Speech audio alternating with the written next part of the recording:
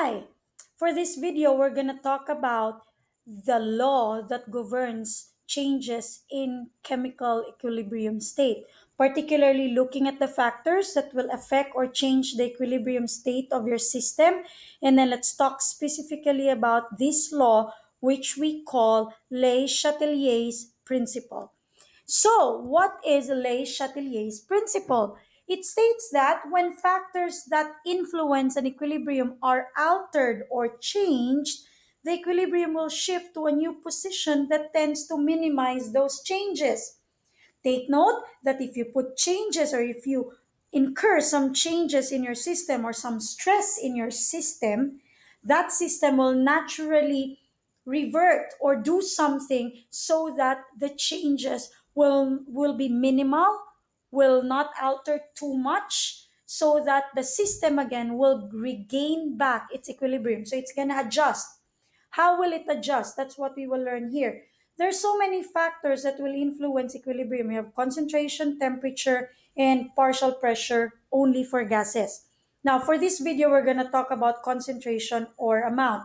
What's going to be the influence on the position of the equilibrium if we change concentration or amount? Let's look at this particular example of the formation of ammonia gas. So you see in this balanced chemical equation, you have 1 mole of N2 gas reacting with 3 moles of H2 gas, forming or in dynamic equilibrium producing your 2 moles of ammonia gas as your product. In this case, when you write the equilibrium expression constant, it's going to be bracket NH3 squared divided by bracket N2 times bracket H2 cube. This is your Kc.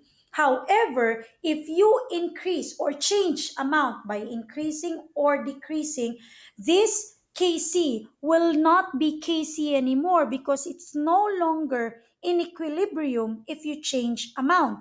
Change any factor, it's not going to be in equilibrium. So instead of thinking about Kc, we will change Kc to Qc. QC just means reaction quotient. I hope you got that right. Reaction quotient. When we talk about reaction quotient, it's not different with Kc, but rather they're written the same way. You make QC's expression like Kc, which is products over reactants, and then the coefficient will be your exponents. However, QC is something that you can write safely if the state is not yet in equilibrium. If it's still going there, approaching equilibrium, then the safest expression you can have is QC. So QC has the same expression as KC, but the QC's amount or concentration that you put in the formula are the amounts that are not yet at equilibrium. So, for example, we're going to change the amount of your reactants, either of this or both, by increasing the amount. When we increase the amount, take note we're increasing the reactants. So when we go to QC's expression, your reactants are in the denominator. You increase the denominator, your quotient will be less, right? So that means your QC, not yet in equilibrium, will be less than Kc if it is at equilibrium.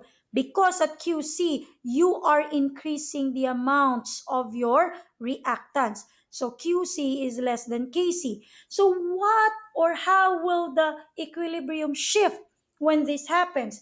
Because you have a surplus of your reactants because you're increasing its amount, the system will adjust by reducing this surplus. How? By consuming your reactants. And by consuming the reactants, that means you need to let them react. How will they react? By forming your product, correct? So when you're forming the product, you're actually reducing the amount of your reactants that you have in the first place. You have so many reactants, you want to reduce them by forming them the product. And so in this case, if you increase the reactants, a net forward reaction will occur to reach new equilibrium position. So the adjustment is the forward reaction will be favored so that you can compensate the increase in the reactant's concentration. However, if you do the reverse, say for example, you want to increase the products. So if you want to increase the product, that means you have excess of the product. You want to decrease its amount.